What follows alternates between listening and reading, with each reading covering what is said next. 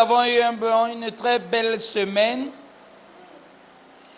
et une autre glorieuse semaine est en train de s'engager. Et quelle meilleure façon de commencer la semaine avec la pensée de Dieu, avec la parole de Dieu même. Lorsqu'on vient à l'église, on vient écouter la parole de Dieu. Ça c'est vrai. Ça veut aussi dire que on vient écouter des choses qui parfois dépassent notre entendement. Parce que ça vient de Dieu.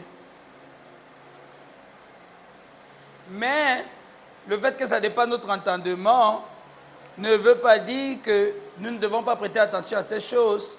Ça veut simplement dire que Dieu est en train de nous éduquer et dans son éducation, il est en train de nous élever à son niveau. Donc l'éducation de Dieu, c'est notre élévation. Et en ceci, je voudrais nous encourager que lorsque nous ne comprenons pas avec précision certaines choses, ce n'est pas parce que ce n'est pas pour nous. C'est parce que notre entendement, notre intelligence est invitée à être élevée au standard de Dieu. Ce matin, nous allons lire dans le livre de Jean. Nous avons partagé quelque chose là-bas jeudi. Nous allons certainement continuer à partir de là. Le verset 1 dans Jean chapitre 1. In the beginning, the Word was existing, and the Word was in fellowship with God the Father, and the Word was as to His presence, absolute deity. This Word was in the beginning in fellowship with God the Father. All things through His intermediate agency came into being, and without Him there came into being not even one thing which has come into existence. In Him life was existing, and this aforementioned life was the light of men. Amen. Amen.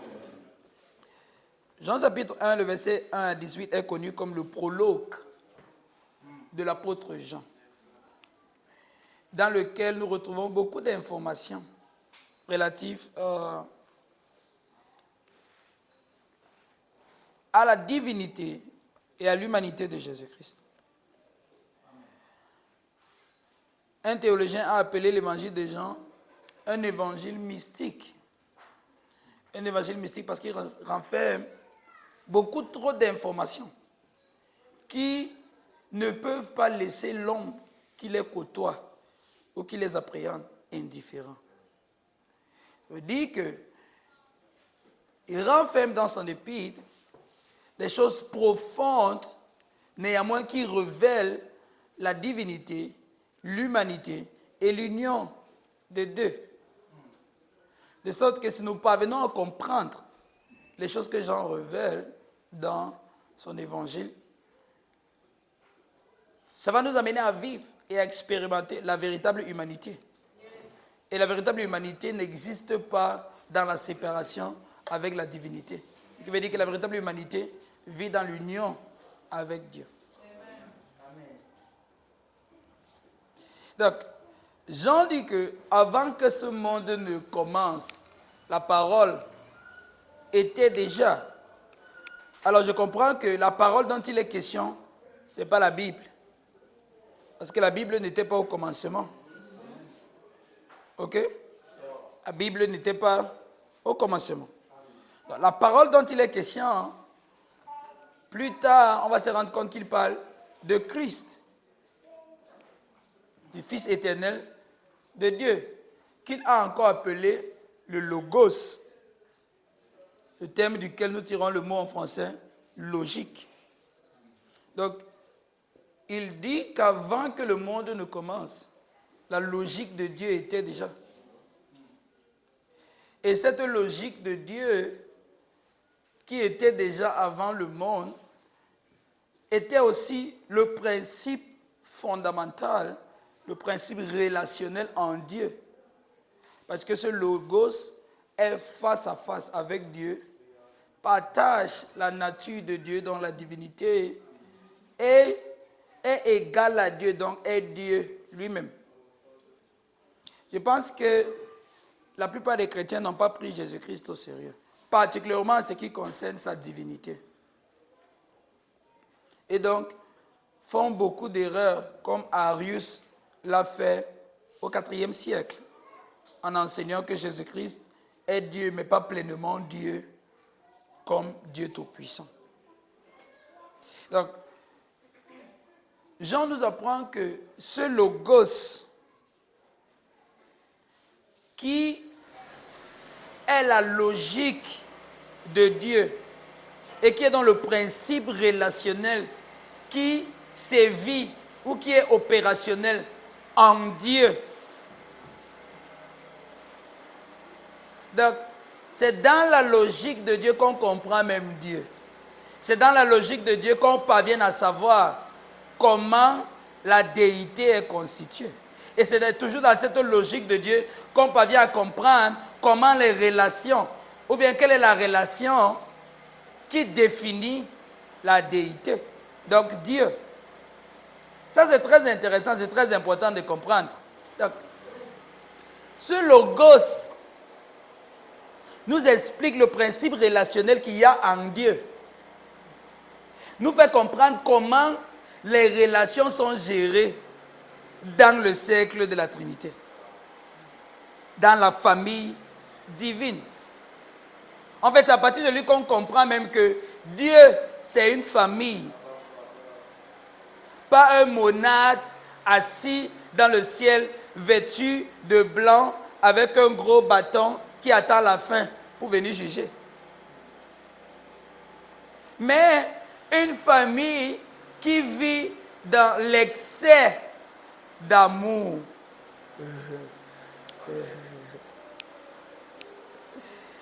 Et donc Dieu est essentiellement amour. Et ceci nous le comprenons à partir du logos, parce que ce logos qui est dans la logique de Dieu, lorsqu'il se révèle aux hommes, il révèle donc le vrai visage de Dieu. Donc la vraie nature de Dieu est révélée, la vraie essence de Dieu est révélée au travers de sa logique. Amen. Et quoi de plus précis, quoi de plus correct que de connaître et de comprendre quelque chose à partir de la logique de la chose. En science, on dit que pour comprendre un phénomène, on ne lui impose pas une logique. On l'examine pour comprendre comment ça fonctionne. Donc, on interroge son intelligibilité. On n'impose pas à la science.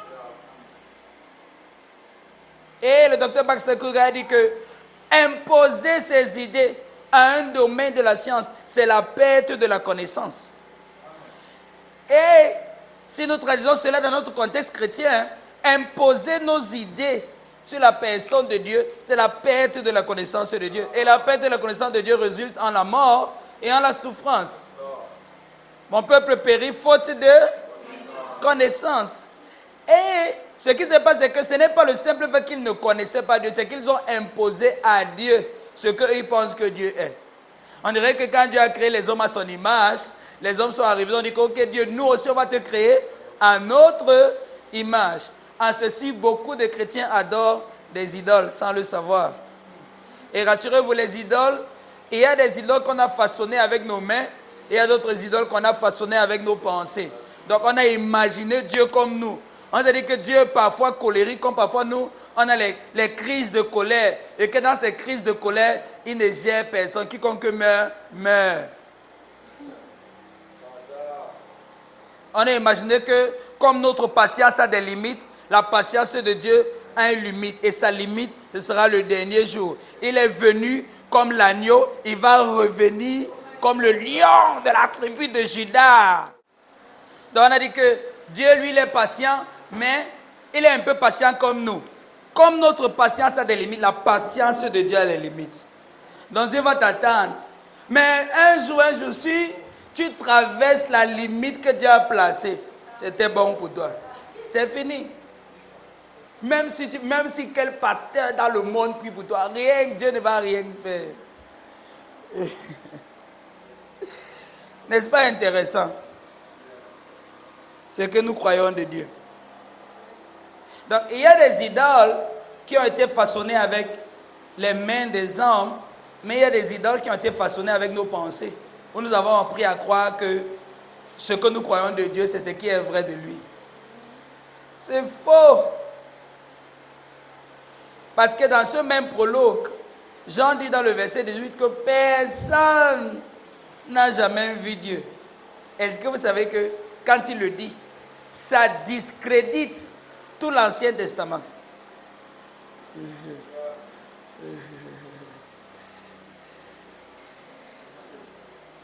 Éternel des armées, envoie ton armée. Éternel, envoie ton armée, détruis nos ennemis. Vous savez là, ils ont pris ça dans l'Ancien Testament. Et quand Jésus arrive, ses disciples veulent faire la même chose. Seigneur, comme Élie a invoqué, laisse-nous envoyer le feu. Somebody shout fire! Et le Seigneur Jésus-Christ se tourne vers ses propres disciples. Il leur dit ceci: vous ne connaissez pas l'esprit qui vous anime. Vous ne vous rendez même pas compte que vous êtes animé par un démon.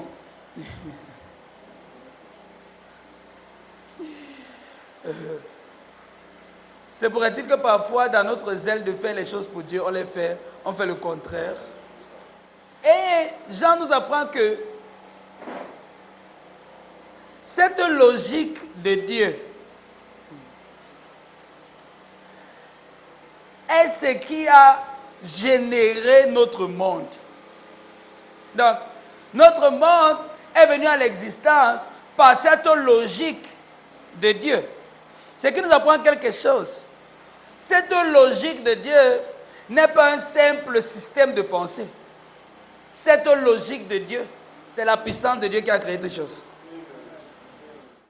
Ce logos, cette parole de Dieu dont Jean nous parle dans le verset 1, il nous apprend à partir du verset 2, à partir du verset 3, que le monde est venu à l'existence par cette logique. Ce qui veut dire quelque chose. Lorsque nous sommes en train de parler de la parole de Dieu, lorsque nous sommes en train de parler de la logique de Dieu, nous ne parlons pas simplement d'un raisonnement. Nous ne sommes pas en train de parler d'une idée. Nous ne sommes pas simplement en train de parler d'une phrase. Quand on dit que la parole de Dieu, les gens pensent qu'on parle des Écritures, simplement ce qui est écrit. Nous parlons de la puissance qui a amené notre monde à l'existence.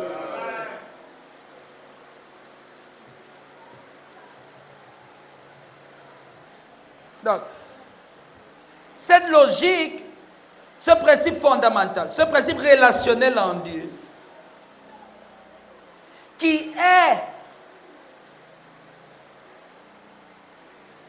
en Dieu, est ce qui a produit et qui a créé le monde qu'on est capable de voir. Parce qu'en elle était le design que Dieu avait pour ce monde. Et dans cette logique était aussi la puissance pour amener à l'existence le design que Dieu avait en lui, qu'il avait conçu en lui pour amener le monde à l'existence. Donc il a un design à l'intérieur de lui. Et ce design est conforme à la logique qui est en lui. Et au travers de sa parole, quand il relâche cette logique, lorsqu'il parle, lorsqu'il déclare ce qu'il a dans sa logique, ce qu'il a dans son design, prend forme.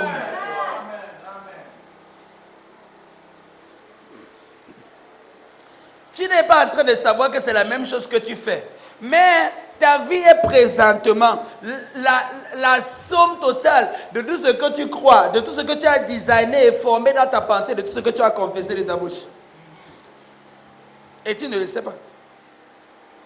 Inconscient du pouvoir que tu possèdes.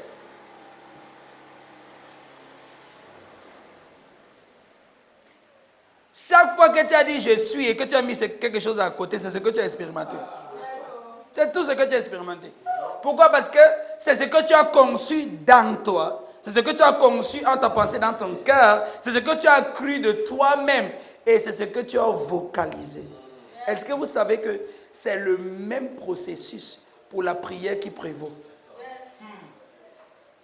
Le même processus pour la prière qui prévaut. Chaque chose que tu as fait avec ta vie. Je suis triste. Je ne veux pas m'en sortir. Ça ne va pas. Pourquoi je souffre comme ça? Chaque fois que tu as dit ça, ça a généré ce que tu as cru et ce que tu as dit.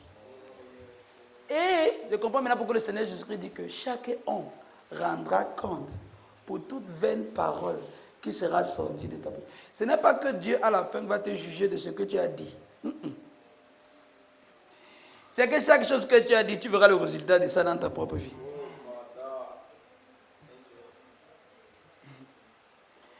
Là, tu vas apprendre que tes pensées, ce sont des choses. Tes pensées sont les choses. Tes pensées, c'est les choses que tu as. Les choses que tu possèdes. Parce que notre monde nous a appris à croire que les seules choses qu'on a, c'est ce qu'on peut voir, peut toucher. On ne sait pas que même nos pensées sont les choses. La preuve, c'est que quand tu es passé d'un moment de joie à un moment de tristesse, c'est une chose que tu as pensé. Ou c'est une information qui t'est parvenue, que tu as acceptée et que tu as cru pour vrai. Je vous ai raconté l'histoire, pendant la Deuxième Guerre mondiale, une dame avait son fils dans l'armée, il était dans l'armée marine, et leur bateau a été bombardé par l'ennemi, mais tous ne sont pas morts. Donc ils ont cherché à nager et ils se sont échoués sur une île. Les nouvelles sont rentrées à la maison. Maman, ton fils est mort au combat. La mère a fait le deuil. Est-ce que ces larmes étaient vraies? Oui. Est-ce que la douleur était réelle? Oui. Est-ce que la maman l'avait vraiment mal? Oui. Mais devinez quoi? C'était un job. Combien de fois nous nous sommes lamentés dans cette vie? Nous nous sommes apitoyés sur nos sorts. Nous avons fait comme si le monde est fini. Nous avons fait comme si c'était demain qu'on va nous enterrer. Job.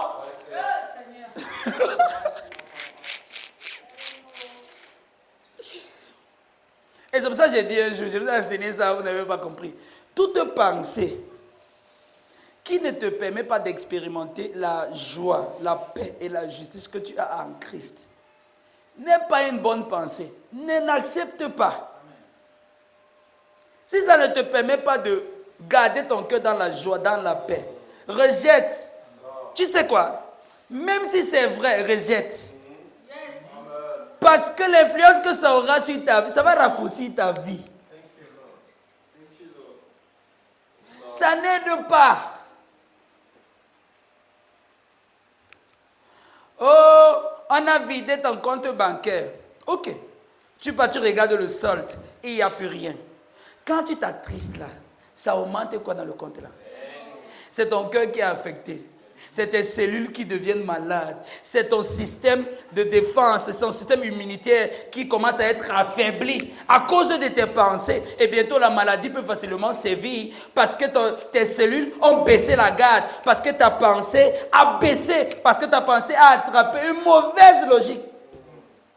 Et puis maintenant, c'est ça qui te donne la maladie. Ce n'est pas le fait que le compte bancaire était vidé qui te rend malade. C'est parce que tu as accepté ça et tu as cru que comme ta vie repose entièrement sur ton compte bancaire, ta vie est finie parce que le compte bancaire a été vidé. Tu es tombé malade, Joe. Ce n'est pas le compte bancaire qui t'a rendu malade, c'est parce que tu as accepté. C'est ta foi, c'est ta raison, c'est ta pensée vis-à-vis de la chose. Il y a eu quelque chose de terrible dans le livre de Job. L'accusateur qui est venu voir celui qui jouait le rôle de Dieu a dit que laisse-moi aller attaquer Job. Regardez l'instruction que celui qui joue le rôle de Dieu dit. Vas-y, ne le touche pas. Il a dit que, mais qu'est-ce que ça veut dire? Comment ça, vas-y, ne le touche pas? Et on nous parle de toutes les souffrances que Job a traversées. Et moi, je me suis dit, si Job avait eu vent de la conversation qu'il y a eu le concernant et que l'instruction a été donnée de ne pas le toucher, il allait comprendre qu'au milieu de tout ce qu'il traverse, il ne peut pas être touché. Il ne se serait pas plaint. Oh, pourquoi Dieu a fait? Oh, pourquoi Dieu m'a... Oh, Dieu, tu es où? Oh, Dieu, pourquoi ceci m'arrive? Oh, Dieu, pourquoi ceci m'arrive? S'il avait compris que dans tout ça, lui, il ne peut pas être touché. Il était malade, oui. Mais est-ce que l'instruction de Dieu avait été respectée? Oui. Donc dans tout ça, il n'a pas été touché. Et comment pourquoi l'apôtre Paul dit que nous sommes pressés de toutes parts, mais nous ne pouvons pas être détruits. Peu importe la souffrance, ça ne peut pas nous mettre à terre. Je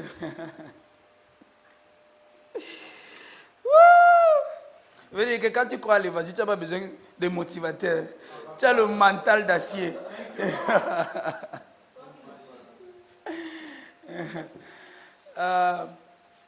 Donc, c'est intéressant de noter que cette logique qui est en relation avec Dieu, qui est face à face avec Dieu et qui est Dieu, n'est pas une simple logique, comme on veut dire, une philosophie, une idée.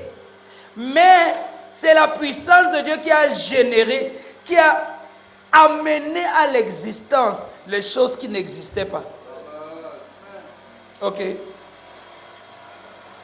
Donc, cette logique de Dieu, qui est en Dieu, et qui est le principe fondamental en Dieu, qui est le principe relationnel dans la vie divine, est ce qui a amené toutes choses à l'existence.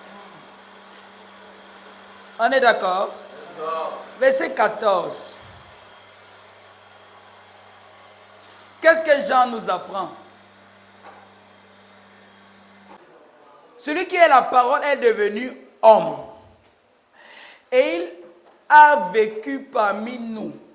Nous avons contemplé sa gloire. C'était la gloire du Fils unique envoyé par son Père, plein de grâce et de vérité. 16. Nous avons été comblés de ses richesses.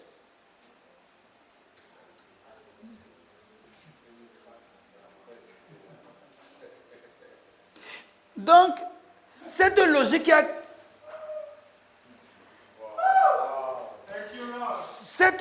a créé tout ce qu'on voit est entrée dans tout ce qu'on voit et est devenue, s'est joint, s'est unie à une partie de tout ce qui a été créé. Cette logique est devenue un homme. Or, c'est lui qui a créé les hommes. Ok? C'est lui qui a créé les hommes. Mais il devient ce que les hommes sont, que lui-même il a créé. Donc, il devient sa créature. Dieu est devenu ce qu'il n'était pas. Il est devenu sa créature. Et il est devenu un homme. La parole a été faite chair. Elle a habité. Elle a demeuré. Elle a fait son tabernacle parmi nous. Et nous avons contemplé sa gloire. Nous avons contemplé son doxa. Nous avons contemplé l'opinion correcte et exacte. Et nous avons compris que cette opinion correcte et exacte, c'est celle du Fils unique que le Père a envoyé. Et lui, il était plein de grâce et de vérité. Donc, cette logique de Dieu, lorsqu'elle a rejoint l'humanité, ce que nous avons vu, c'est la grâce et la vérité. Se pourrait-il que cette humanité nous permet d'exprimer ce que Dieu est?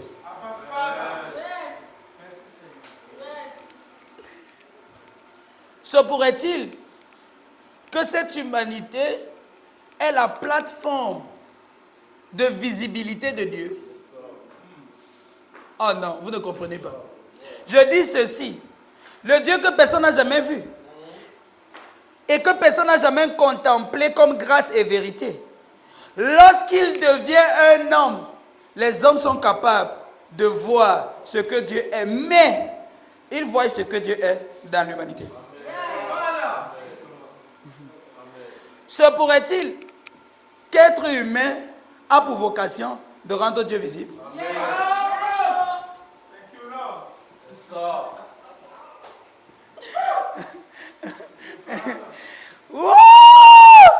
Non, non, vous n'êtes pas encore là.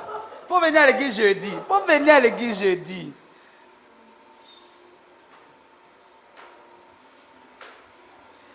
La parole a été faite chair. Elle prend la chair humaine. En principe, la chair, quand l'apôtre Jean utilise le mot chair, il n'utilise pas le mot corps, il utilise le mot chair pour dénoter l'aspect négatif de l'humanité. L'aspect de la chute de l'homme. L'homme qui a chuté, l'homme qui était devenu un pécheur, l'homme qui était désormais ennemi de Dieu, qui s'est déclaré ennemi de Dieu en péchant, en s'opposant à Dieu. Lorsque la logique de Dieu, lorsque le logos de Dieu incarne la chair, c'est cette même humanité qu'il prend. Et quand il prend cette humanité qui est déchue, quand il prend cette humanité qui est pécheresse, quand il prend cet homme qui est déjà égaré, quand il prend cet homme qui est déjà perdu, quand il prend cet homme pour qui il n'y a plus d'espoir, quand il prend cet homme pour qui il ne reste plus rien, quand il récupère cette humanité et qu'il entre vivre dans cette humanité pécheresse, dans l'homme égaré, dans l'homme perdu, la logique de Dieu rend Dieu visible.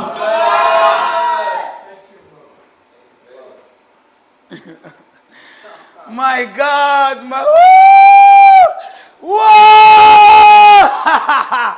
Wow! I feel like running and jumping and like.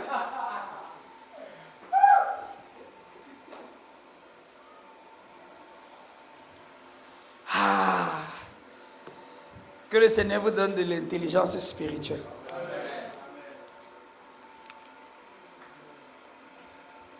Se pourrait-il que tu es un être humain pour rendre Dieu visible? Et comme je partageais ce matin, tout ce qui a été créé ont des noms différents de la race humaine.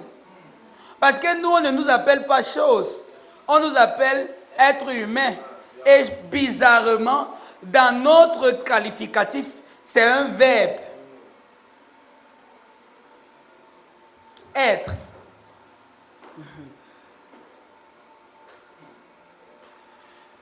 Notre nature est décrite dans l'action du devenir.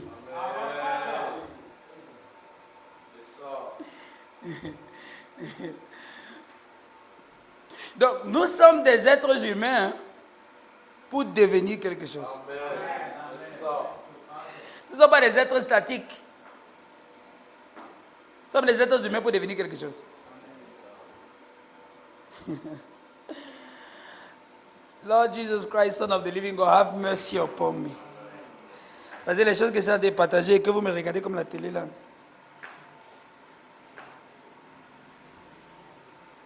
Cette logique de Dieu, lorsqu'elle est entrée dans l'homme, cette logique de Dieu a rendu la nature de Dieu perceptible, visible, atteignable, recevable. Nous avons reçu.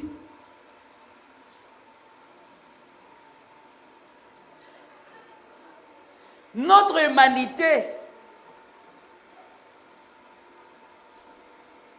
est la plateforme sur laquelle Dieu se distribue sur la terre.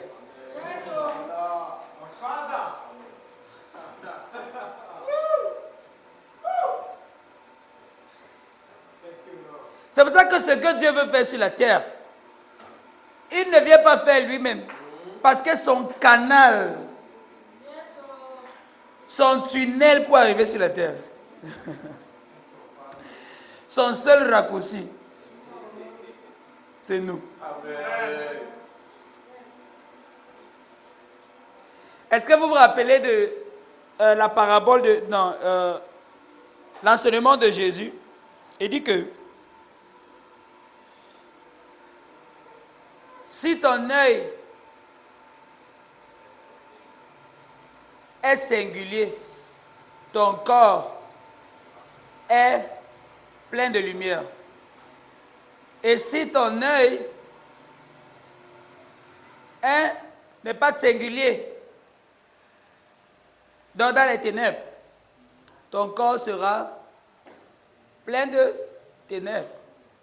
On peut lire ça. Je crois que c'est dans Luc 11. Verset 33. Personne n'allume une lampe pour la mettre dans un recoin ou sur une mesure de grain. Non, on la place sur le pied de la lampe pour que ceux qui entrent voient la lumière. 34. Tes yeux sont une lampe pour ton corps. Si tes yeux sont en bon état, et ils ont la version amplifiée. The eye is the lamp of your body. When your eye is clear, when your eye is spiritually perceptive, and when it is focused on God.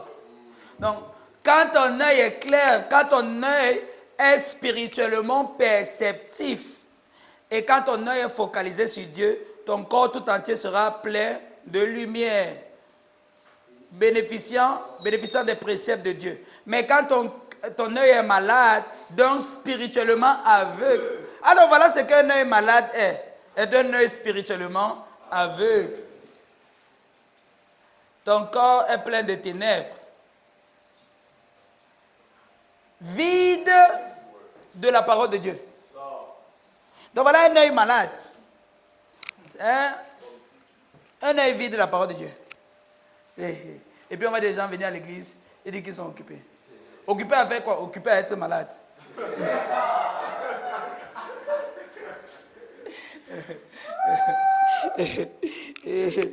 Ok, on va expliquer.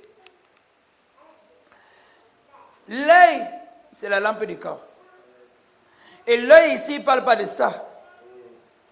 L'œil, il parle de ta compréhension, de ton intellect, de ton intelligence. L'état de ton intelligence va révéler l'état de ta vie. Si ton intellect n'est pas proprement fonctionnel, l'autre mot qu'il utilise dans la version anglaise, c'est le mot singulier. Si ton intellect n'est pas singulier, c'est qu'il fait référence à l'unique but, l'unique objectif, l'unique focus qu'est censé avoir ta pensée, qu'est censé avoir ton intelligence. Si ce but n'est pas accompli, si ta pensée, ton intellect n'accomplit pas ce but, si ton intellect n'est pas focalisé sur Dieu, si ton intellect ne fonctionne pas avec la parole de Dieu, si ton intellect ne fonctionne pas avec la parole de Dieu, tout ton corps sera malade. Et on va expliquer ce qu'il veut dire par le corps malade.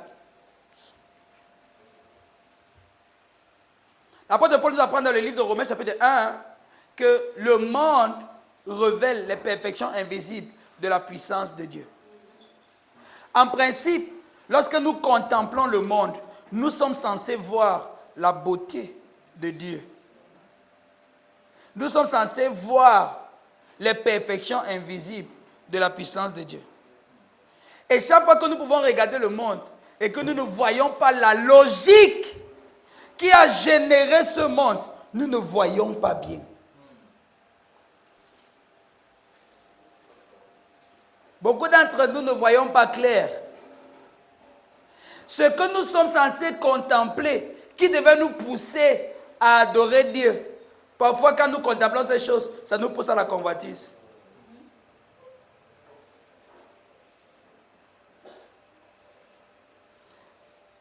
Je suivais l'histoire de Saint Joseph de Cupertino. Il pouvait s'extasier devant les merveilles de la nature.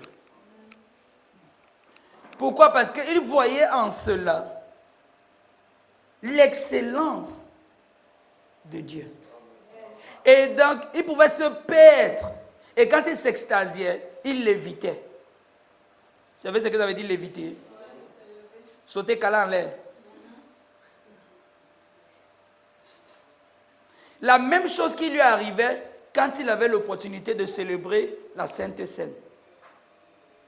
Tellement il contemplait la merveille du corps et du sang de Christ, que quand il regardait la nature, qu'il contemplait la nature avec focus, il s'extasiait. Donc j'apprends qu'il y a dans la nature la logique de Dieu qui est présente sous nos yeux, mais qu'on n'est pas en train de voir. Parce qu'on ne voit pas simplement avec ses yeux-ci, on voit avec l'intellect. Et quand tu vois et que ton intellect est malade, ce qui est censé te pousser à adorer Dieu, te pousse à te plaindre, te pousse à la convoitise. Et les jeunes sont trop victimes de ces choses. Ils vous évitent le graphisme.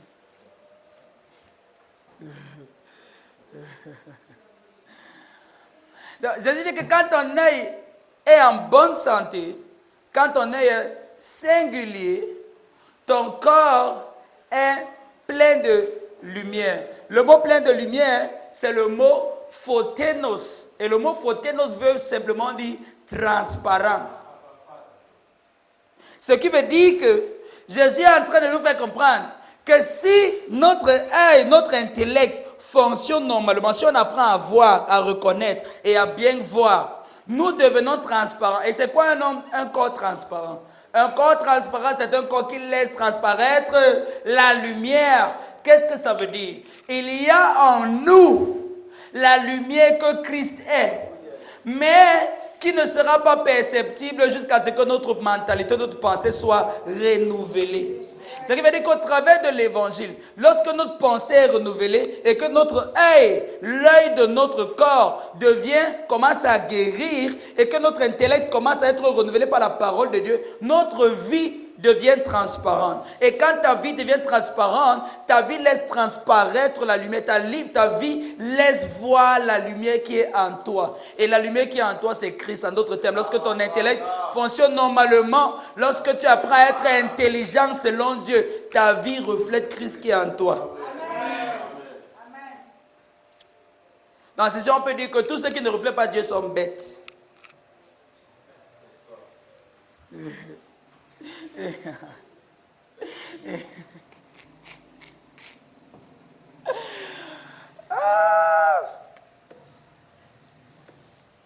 ne sont pas intelligents selon Dieu.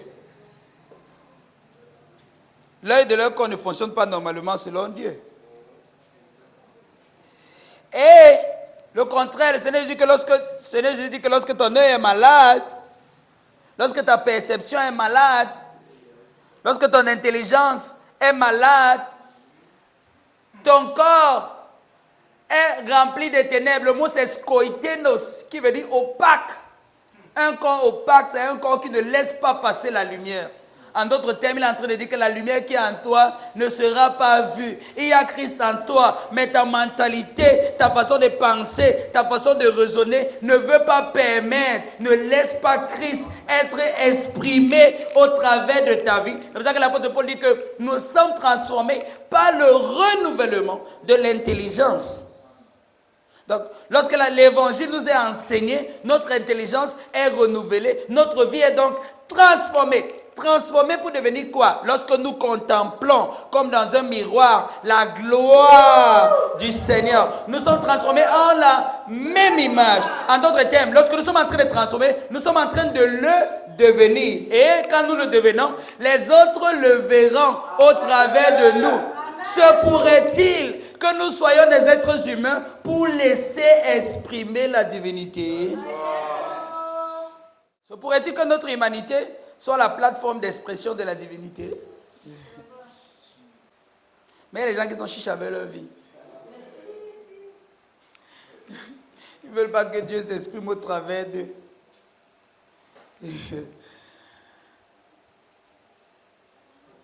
Et la parole a été faite chair. Elle a habité parmi nous, pleine de grâce et de vérité. Nous avons contemplé sa gloire, la gloire comme du Fils unique, venu du Père.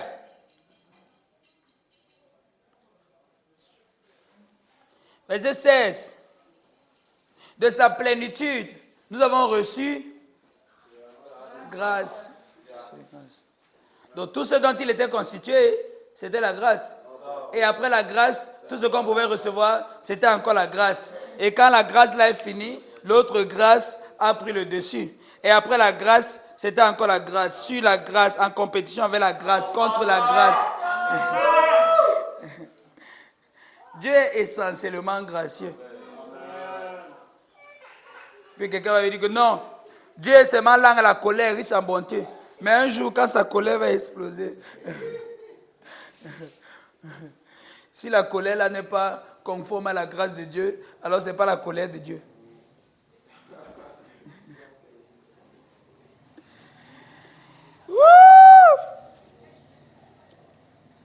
Donc, voilà la logique de Dieu qui entre dans l'humanité. Et quand elle prend forme dans l'humanité, Dieu est vu. Dieu se révèle au travers de sa logique. C'est là où je comprends que ce que l'évangile attaque premièrement, ce n'est pas les choses que nous faisons, c'est notre façon de raisonner, c'est notre façon de penser. C'est pour ça qu'à New Creation Ministry, viens comme tu veux. Personne va te dire arrête de faire ci, arrête de faire ça. On va t'enseigner la logique de Dieu. Si tu es capable, avec cette logique de Dieu, de faire ce qui est contraire à Dieu, va essayer, je vais voir.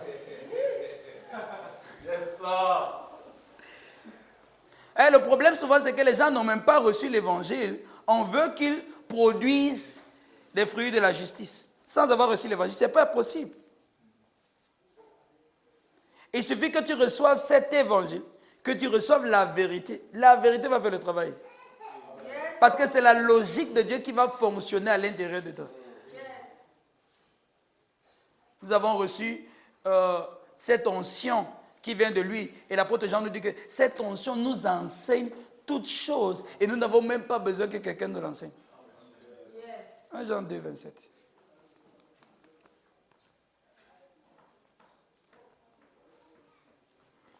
Et la parole a été faite chair, elle a habité parmi nous, pleine de grâce et de vérité. Et nous avons contemplé sa gloire. La gloire comme la gloire du Fils unique envoyé par le Père, pleine de grâce et de vérité. La volonté de Dieu, c'est que sa logique vive dans un homme.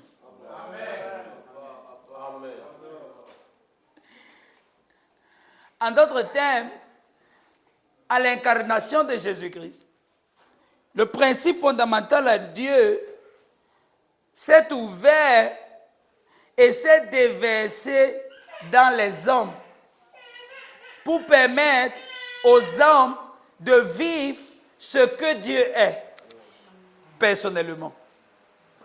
On va lire un autre passage. Galates chapitre 1.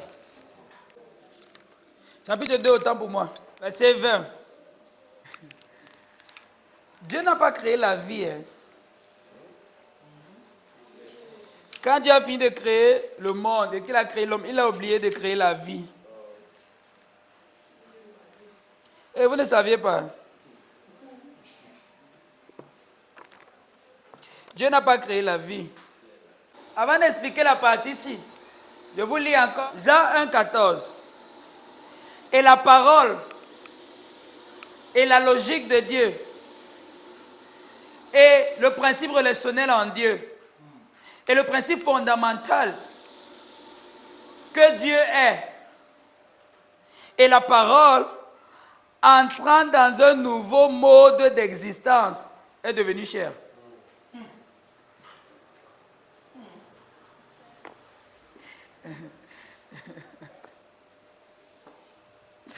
Donc, la parole qui devient chair, Dieu entre dans un nouveau mode d'existence. Chose intéressante. Et quand il rentre dans ce mode d'existence, il ne cesse pas d'être Dieu. Il reste le Dieu qu'il est, Il demeure le Dieu qu'il a toujours été. Le nouveau mode d'existence dans lequel il est entré n'altère pas, n'atténue pas, ne diminue pas, n'amplifie même pas sa divinité. Il reste le Dieu qu'il est. Il reste le tout-puissant qu'il est. Dans un nouveau mode d'existence, en étant devenu un homme. Et Paul nous apprend quelque chose. C'est que cette logique de Dieu, ce Christ qui est devenu un homme, lorsqu'il est mort sur la croix, il n'est pas mort seul. Lorsque la logique de Dieu qui a incarné la chair est allé à la croix, il n'est pas mort seul. Parce que Paul nous apprend qu'il a été crucifié avec Christ. Donc, il était à Golgotha. Il était à Jérusalem quand Christ était mort. Il est mort avec lui. Ah d'accord. Donc l'humanité que le Christ a assumée n'était pas une humanité propre à lui, mais c'était notre humanité. C'est ce que nous étions qu'il a pris. C'est ce qui faisait de nous ce que nous étions qu'il a pris sur lui-même. Ce qui veut dire que lorsqu'il est devenu un homme, nous étions en lui.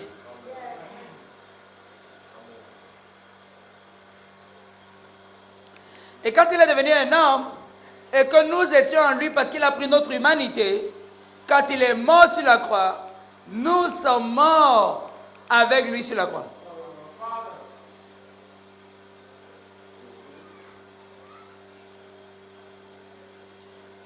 Et Paul nous apprend que comme je suis mort, j'ai été crucifié avec lui.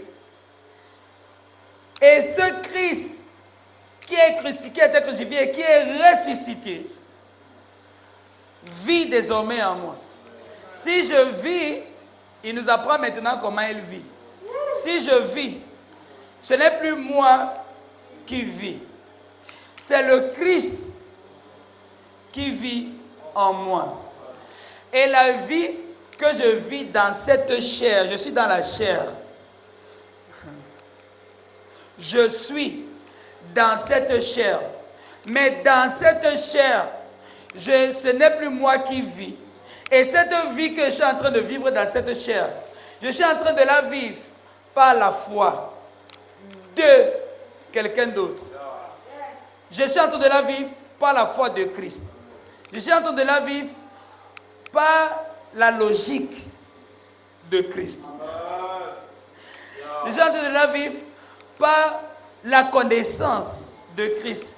Je suis en train de la vivre par le raisonnement de Christ.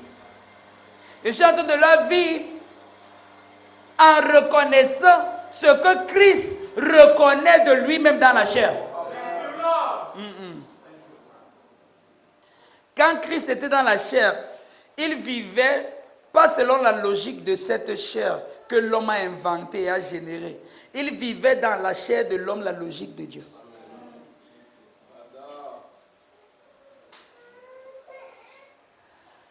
Quand Christ était dans la chair, il vivait dans la chair de l'homme par la logique de Dieu, que lui-même il était. Et en cela, il révèle dans la chair de l'homme la véritable nature de Dieu, parce que cette chair de l'homme est en train d'être vécue selon la logique de Dieu. Paul qui a compris qu'il est uni à Christ, lui désormais dans cette chair, refuse de vivre selon la logique de la chair, parce qu'il comprend qu'il est uni avec le Christ et apprend donc à vivre dans la chair la logique de Dieu lui-même. Et la logique selon laquelle tu vis est révélée dans ta chair.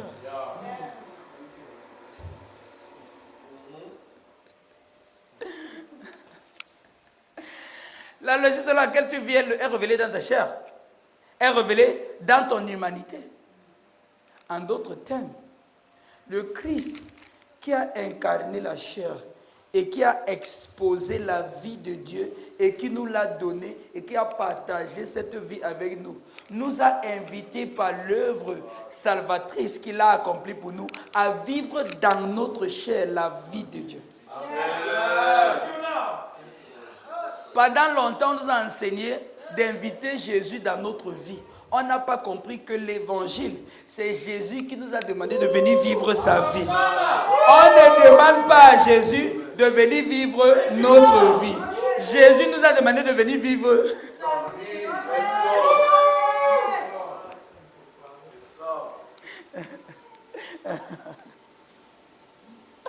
Donc Paul dit que je vis maintenant dans cette chair. C'est vrai, je suis dans cette chair. Mais dans cette chair, je ne suis pas en train de vivre la logique de cette chair. Je suis en train de vivre la logique de Christ. Amen. Est-ce que c'est possible? Oui. La preuve. La parole a été faite chair. Elle a habité parmi nous. Et parmi nous qui étions des hommes de chair, parmi nous qui étaient des êtres humains, quand la parole, quand la logique de Dieu, quand le logos de Dieu est devenu un homme, on a découvert la nouvelle humanité dans l'humanité de la logo, de la logique de Dieu. On a découvert qu'il y a une nouvelle façon d'être humain. Et il y a une nouvelle humanité que l'apôtre Paul a appelée la kainos katisis. La nouvelle création. Nouvelle qui ne peut pas vieillir. Nouvelle qui reste nouvelle même quand le temps passe. Tout ce qui est nouveau sur cette terre, l'année prochaine on va appeler ça ancienne. Mais la nouvelle création.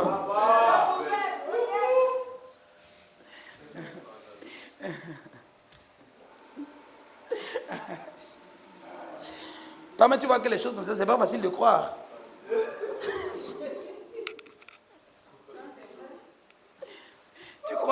Tu crois ça comment? Que mais c'est même quoi qu'on a de parler comme ça. Qu'est-ce que vous avez dit au début? Lorsque Dieu nous invite à l'église, c'est pour nous faire comprendre son raisonnement et qui est super élevé par rapport au nôtre. Donc, à nos yeux, ce sera toujours bizarre.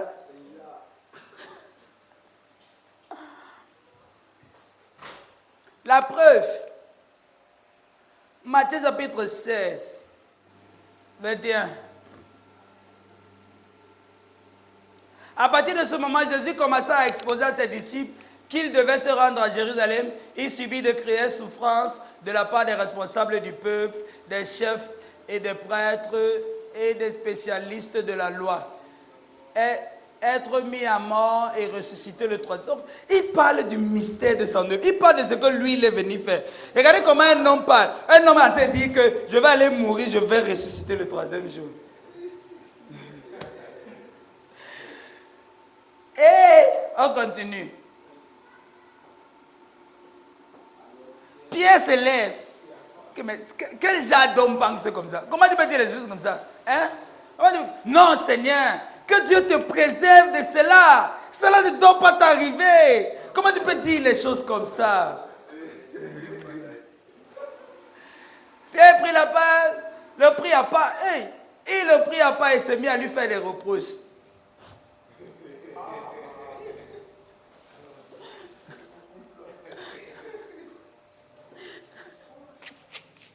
J'imagine un peu la scène. Les disciples sont réunis. Jésus parle. Pierre dit que Seigneur, viens d'abord. Viens, lève-toi, viens. Comment tu peux dire les choses comme ça? Ça ne doit pas t'arriver.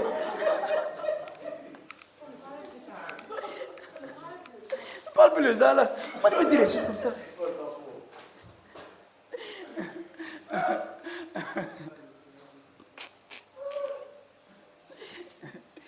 Vous voyez comment notre logique basse se manifeste avec tellement d'orgueil, tellement d'arrogance et d'ignorance.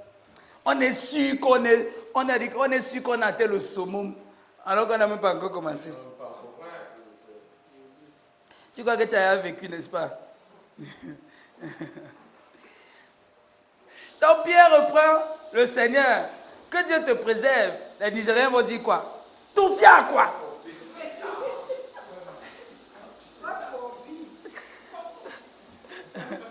Back to sender.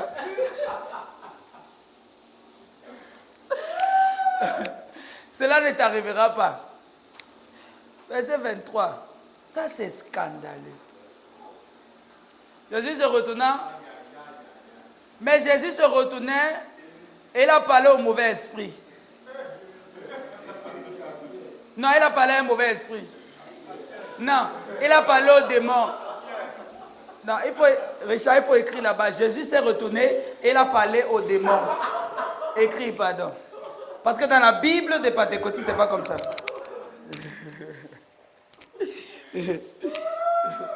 Jésus se retourne. Il dit à qui? À Pierre. Arrière de moi, Satan. My God.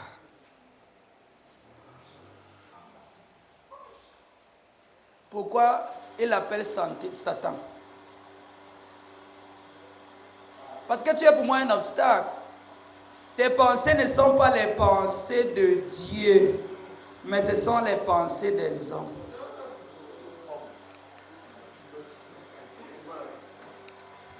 Quoi? Je suis d'accord qu'un autre homme reproche un autre homme. Mais quand Dieu reproche un homme, on se pose d'abord la question, qu'est-ce qu'il a fait? Motif de la reproche. Et puis Dieu dit, si c'est un homme qui répond et dit que c'est parce qu'il a pensé comme un homme, on va discuter. Mais quand c'est celui qui a créé l'homme, quand c'est celui qui a constitué l'homme, quand c'est celui qui a façonné l'homme, qui reproche à l'homme de penser les pensées des hommes, c'est parce que celui qui a créé l'homme l'a créé pour que cet homme pense les pensées de Dieu. Et que cet homme a pensé qu'il n'était qu'un homme. Il n'a pas cru qu'il était plus que homme. Il a pensé qu'il était seulement un homme. Et que c'était logique de penser les pensées des hommes. Que c'était normal. Si quelque chose t'arrive, il faut te lamenter pour que tout le monde sache. Que c'était normal. Que si ça ne te va pas, assieds-toi dans ta chambre, pleure jusqu'à ce qu'un jour la situation change. Tu vas commencer à te réjouir. C'est logique, humainement parlant. Que si ça ne va pas, couche-toi sur le lit, couvre la couverture, envoie quelqu'un chercher les médicaments. C'est logique. Humainement parlant, c'est normal. C'est logique. Mais cette logique est opposée à la logique de Dieu.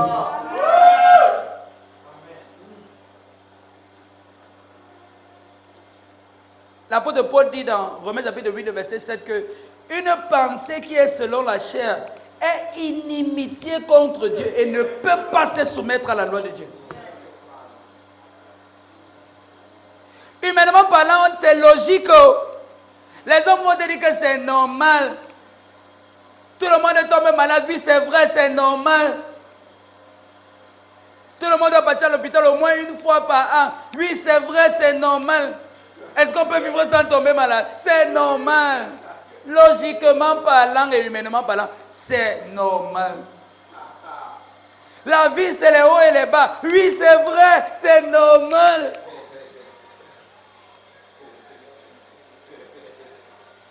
Tout le monde a passé par la souffrance avant d'atteindre le sommet. Oui, c'est vrai, on doit tous souffrir. Quand les enfants d'Israël sont sortis dans le désert, ils sont d'abord passés par le désert. Nous aussi, je suis en train de passer par mon désert. Et un jour, le Seigneur va venir m'élever. C'est normal. Tout le monde est d'accord pour ça. En passant, le voyage dans le désert était prévu pour 5 jours. 160 heures. 5 jours.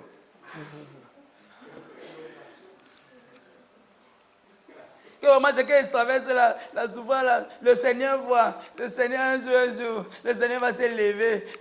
Le Seigneur t'a demandé de te lever. C'est toi qui lui demandes de se lever. Un jour, ça va aller. Je sais, il y a un temps pour toutes choses. Il y a un temps. Le temps du Seigneur va s'élever un jour.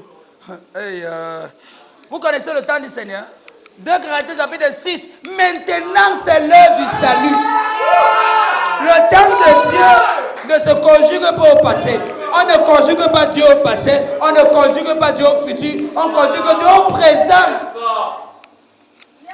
Jean chapitre 5, Jésus arrive à la piscine de Bethesda. Quelqu'un a loupé l'agitement de l'eau. Le Seigneur, je lui demande, tu veux être guéri? Il commence à raconter son histoire. Depuis 38 ans qu'il existe là. Voilà que l'autre jour, l'ange a agité l'eau. Et puis c'est Jésus va tomber le premier. Donc j'attends encore l'année prochaine. Jésus repose encore la question. Est-ce que tu veux être guéri?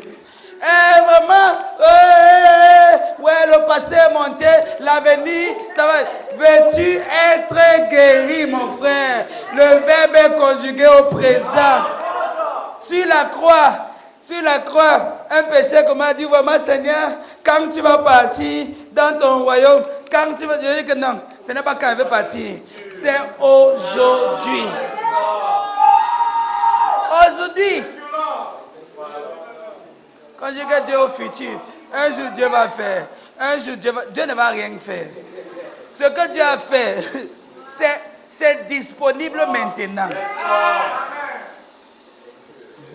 La joie, la paix, la justice, c'est maintenant. N'attends pas que quelque chose arrive. Commence à te réjouir. Et en passant, Jésus dit quoi? Si tu demandes quelque chose, crois que ce que tu as demandé, tu as reçu. Il n'est pas que croire que tu vas recevoir.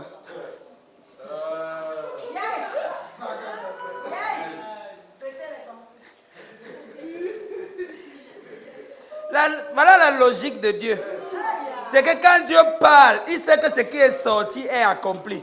Jésus maudit le figuier, il passe. Les apôtres du retour le lendemain, Jésus a oublié le figuier. Pourquoi? Parce qu'il avait déjà parlé. C'est eux qui me disent, hé Seigneur, tu as vu le figuier que tu as maudit hier là? C'est séché. Mais c'est hier que ça a séché. Mais. Hier quand j'ai dit ça, ça a séché. Donc c'est maintenant que vous attendez le résultat. Et qu'est-ce que Paul nous apprend?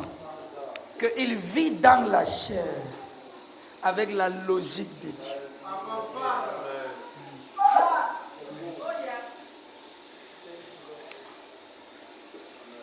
Vous pensez que Dieu attend que les choses se passent? Dieu fait les choses se passer. Donc quand tu as la logique de Dieu en toi et que tu commences à opérer par cette logique, tu n'attends pas que les choses changent. Tu te lèves, tu déclares que ça change. Et voilà un gros problème qu'on a, c'est qu'on attend les choses que Dieu va faire.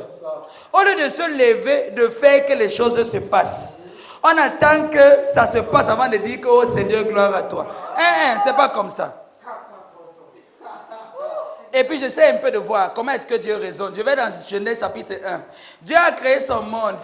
Ou qu'est-ce qui s'est passé? Les ténèbres se sont retrouvées dans le monde. Et puis Dieu voit les ténèbres. Il n'a pas commencé à pleurer que qui a gâté. Ce n'est pas ce que je veux. J'ai le design. J'ai la conception. J'ai l'image de ce que je veux. Et c'est ça que j'arrête. C'est ça qui reste dans ma pensée. C'est ça que je contemple. Je ne contemple pas les ténèbres. Je ne contemple pas ce que je ne veux pas devenir. Je ne regarde pas ce que je ne veux pas voir. Je ne contemple pas ce que je ne veux pas devenir. Je n'imagine pas ce que je ne veux pas avoir. Quand les gens me vont poser la question, si telle chose arrive, tu vas faire comment? Il t'avertit. Ce que tu vas répondre, tu es en train de dire à la nature que tu es préparé pour une telle éventualité. Pour certaines choses, on me pose la question que si telle chose arrive comme ça, tu vas faire comment? Il dit que non, ça ne va pas arriver. Pourquoi tu veux que j'imagine ce qu'elle ne veut pas? Parce que ton imagination, c'est la puissance avec laquelle tu crées ta vie. Beaucoup de gens ne connaissent pas les puissances de l'âme. Ton imagination, c'est la puissance avec laquelle tu crées ta vie. Et avec laquelle tu inventes tes réalités. Et ça va arriver comme tu as imaginé. Donc, Tout le temps, tu penses à comment tu as vécu toute ta vie dans la pauvreté et que tu vas finir pauvre.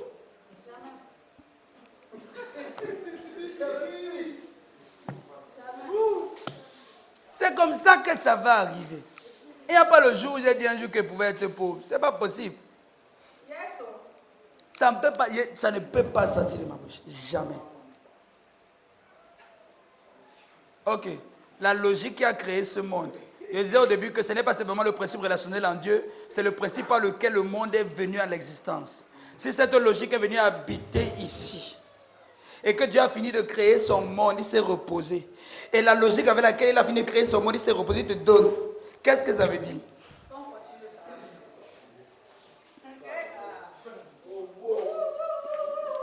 Dieu crée son monde.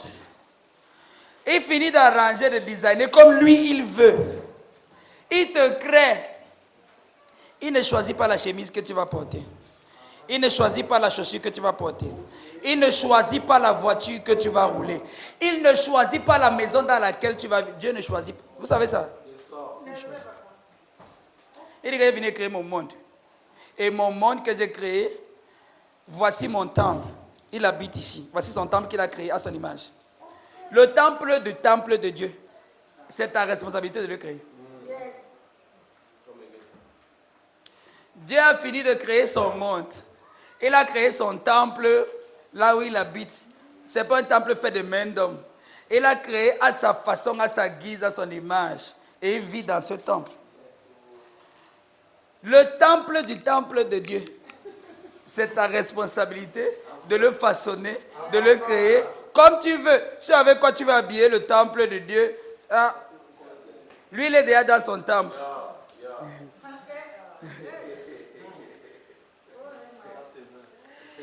Il est déjà dans son temple. Il a fini de créer la logique avec laquelle il a créé, il a mené toutes choses à l'existence. Il a envoyé sa logique vivre en toi. Et Paul dit que je vis dans cette chair, mais avec la logique.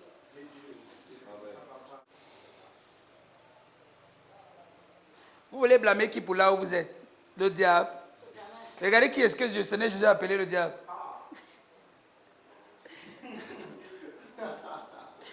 Quand vous voulez blâmer le diable là, it is the work of the devil, c'est trop moins cher.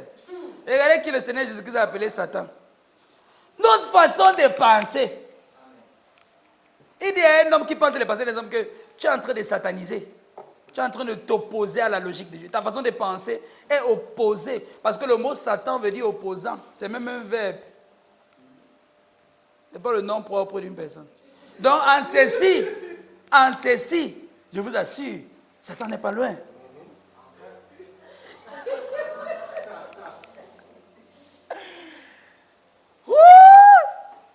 En ceci, Satan n'est pas loin. Ne joue plus le rôle de Satan, s'il te plaît. N'accepte pas les pensées qui ne sont pas les pensées de Dieu. N'accepte pas la logique qui n'est pas la logique de Dieu. Donc, nous étions en train de parler du fait que l'apôtre Paul nous apprend que nous vivons dans cette chair, mais dans cette chair, nous vivons par la foi du Fils de Dieu.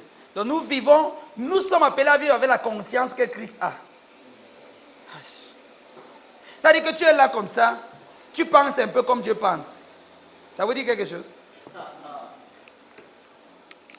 Que tu apprends à réfléchir un peu comme Dieu réfléchit. Que tu apprends à penser un peu comme Dieu pense.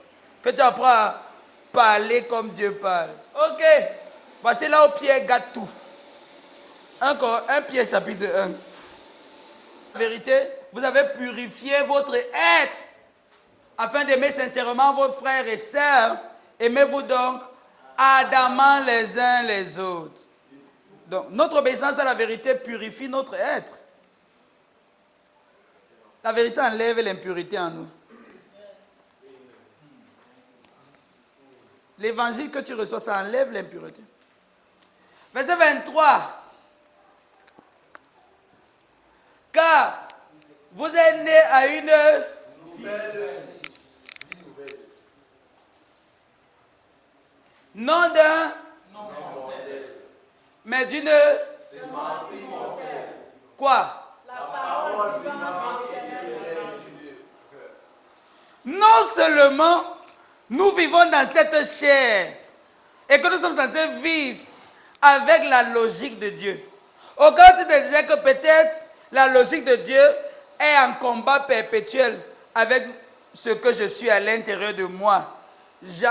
Pierre nous apprend que non simplement nous sommes appelés à vivre par cette logique de Dieu, par le logos de Dieu, par la parole vivante et éternelle de Dieu. C'est même la parole là qui nous a accouchés.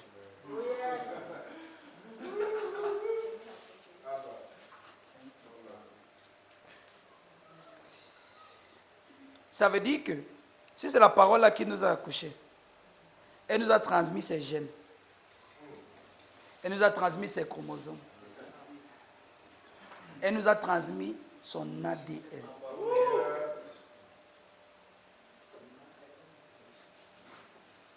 Si nous sommes nés de cette parole, je comprends pourquoi vivre le contraire de la logique de Dieu en nous, Dieu Christ nous appelle Satan. Parce que nous sommes en train de nous opposer à ce qui est déjà logique de nous-mêmes. En ceci, nous nous opposons nous-mêmes. Quelque chose qui t'a accouché, quelque chose qui t'a donné naissance, ce de quoi tu es né, ce qui est ta véritable origine, et que tu es censé vivre à partir de cette logique. C'est normal que quand tu as une autre logique, tu t'opposes à toi-même. Et c'est pour ça que chaque fois que tu as cette logique, c'est toi qui vas mal. C'est toi qui souffres. C'est ton être qui est en train de périr. C'est toi qui es en train de périr. Dieu a tant aimé le monde qu'il a donné son Fils unique afin que quiconque croit en lui ne périsse point. Ce n'est pas que Dieu va envoyer les gens périr quelque part. C'est que l'absence de la vérité, l'absence du Fils de Dieu les fait périr. L'absence de la vérité sur eux-mêmes les fait souffrir. Ils sont en train de souffrir parce qu'ils ne se connaissent pas eux-mêmes. Ils sont en train de souffrir parce qu'ils sont quelque chose, mais ils croient le contraire. Donc dans leur être, il y a une division, il y a une disparité entre ce qu'ils sont et ce qu'ils sont en train de croire. Et ce qu'ils sont en train de penser. Donc non seulement Dieu nous a donné cette logique, ce n'est pas venu pour combattre en nous. C'est simplement parce que nous sommes compatibles avec cette logique. Nous sommes compatibles avec la logique de Dieu. Notre être qui a été créé par Dieu, notre humanité qui a été créée par Dieu est constituée de sorte à être compatible avec le logiciel de Dieu. On dirait que nous sommes le hardware et la parole de Dieu, c'est le software. Un ordinateur qui fonctionne normalement a besoin du hardware et du software. Et devinez comment on appelle le mot software en français? Logiciel. Qui vient de quoi? De logique. Qui vient de quoi? De logos. Qui est quoi? La parole de Dieu. Et tu es là avec tout le hardware. Rien ne te manque. Qu'est-ce qui manque? Le software. Jésus-Christ était un être humain? Oui. Il avait la tête comme nous? Oui. Il avait les pieds comme nous? Oui, il avait les mains comme nous, il mangeait, il dormait, il avait les besoins comme nous. Oui, pourquoi on ne fait pas ce qu'il faisait? Le software, le logiciel, la logique. Il n'y avait pas le halo sur sa tête. Il ne marchait pas avec un ange ici, un ange là-bas.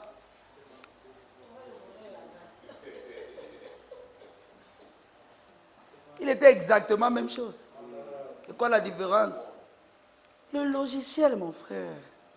C'est pour ça que tu as besoin d'update. Et l'évangile, c'est l'update. On est passé à la version 2.0. Tu es encore à la version 1.0.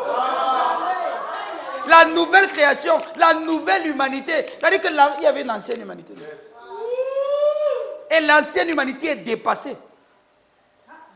L'amour de Christ nous presse, nous étreint. Quand nous croyons que si un seul est mort pour tous, le seul qui est mort, c'est Christ. Alors il a ramassé tous, ils sont morts avec lui. Donc la première race a été effacée. La première race est entièrement morte. Et il est mort pour tous, afin que ceux qui vivent ne vivent plus pour eux-mêmes, La version originale dit ne vivent plus en tant qu'eux-mêmes, mais en tant que celui qui est mort et ressuscité pour eux.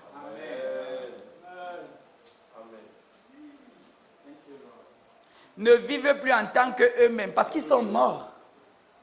Et quand il les a entraînés dans sa mort, il les a enchaînés avec lui. Et quand il ressuscite, les gars ont suivi le mouvement. Yes. Mort et ressuscité. En tant que celui-là qui est mort et ressuscité. Non, si il dit que je suis Christ, je ne mens pas. Ainsi, nous ne regardons plus un homme selon la chair. Nous ne regardons plus les hommes selon la chair. Bien que nous avons connu Christ selon la chair, mais maintenant nous ne faisons plus ainsi. Ainsi, quelqu'un en Christ est une nouvelle. Il y a eu une mise à jour dans l'humanité. Et le cerveau de beaucoup de personnes n'ont pas encore rattrapé cette mise à jour. Et c'est pour ça que nous sommes là. Qui est cet update dans ta pensée? Vous êtes né à une vie nouvelle. Non d'un homme, ce n'est pas un homme qui nous a accouchés. Donc ta carte d'identité ne dit pas tout sur toi. Non d'un homme mortel, mais d'une semence immortelle, d'une semence incorruptible. Donc c'est une nature qu'on ne peut pas corrompre, c'est une nature qui ne peut pas changer. Ça veut dire que soit nous vivons seulement l'illusion de nous-mêmes, ou nous vivons la vérité. Mais notre véritable nature, ce que je dis là, ce n'est pas ce que tu vas devenir, c'est ce que tu es. Et quoi que soit que tu fasses, ne peut pas changer ça. Donc soit tu vis ce qui est vrai, ou tu inventes dans ta tête ce qui n'est pas vrai, et que tu vis dans cette réalité que tu as inventée. Mais entre-temps, pendant que tu es dans l'illusion, pendant que tu es dans tes nuages, c'est toujours vrai de toi. Merci Seigneur. Chaque fois que nous nous éloignons de l'évangile de Christ, chaque fois que nous nous privons de l'évangile de Christ, nous nous privons d'un grand bien contre nous-mêmes. Nous nous opposons à nous-mêmes. Nous faisons du mal à notre humanité. Parce que nous sommes quelque chose que nous n'avons jamais su. Et l'évangile nous le révèle. Et quand nous avons l'opportunité de venir recevoir cet évangile qui nous permet de faire une mise à jour dans notre intelligence afin de rendre sain, afin de guérir l'œil de notre corps qui va nous permettre de voir correctement, spirituellement. Nous sommes appelés à vivre par la logique de Dieu. Nous sommes appelés à être conduits par l'amour de Dieu. Nous sommes appelés à raisonner, à penser les pensées de Dieu, à réagir, à réfléchir comme Dieu réfléchit, comme Dieu pense, comme Dieu raisonne. Parce que sa logique nous a été donnée, sa logique nous a été offerte. Et nous vivons dans cette chair par la logique du Fils de Dieu. En d'autres termes, nous reconnaissons que dans cette chair, nous sommes les fils de Dieu.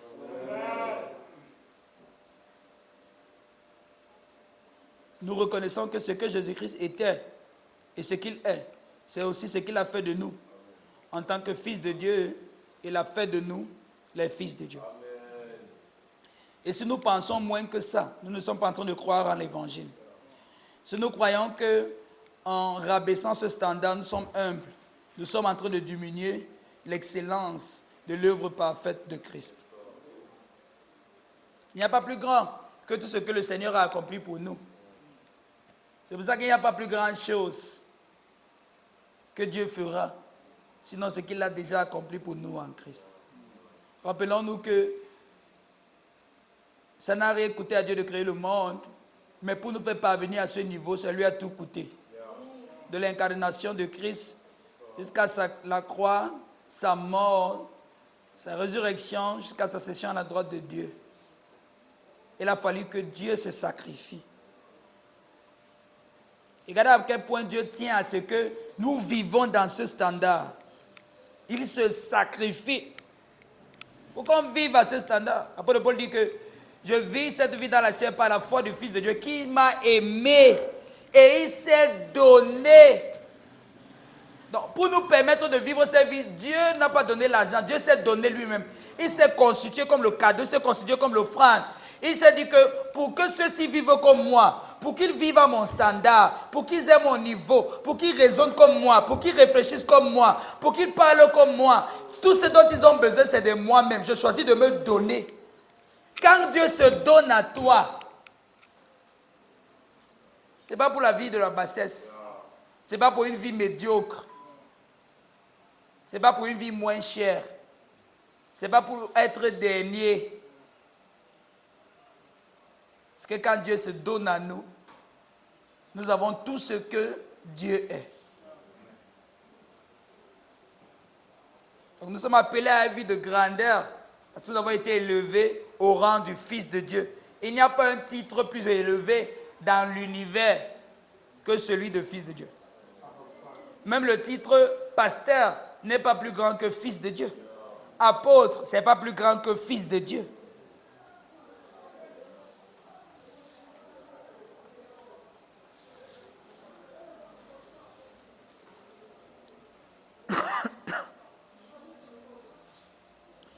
Dis Seigneur, je reçois ta pensée pour moi ce matin.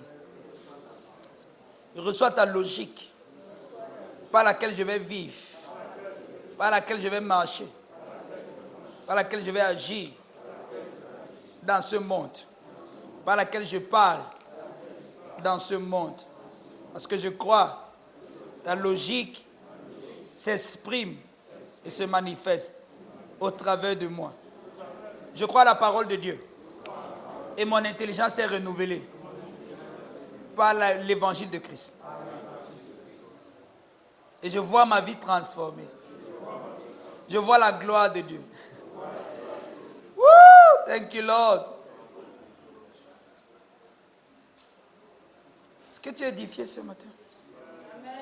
Pour nous mettre debout pour prier. Rends grâce au Père ce matin.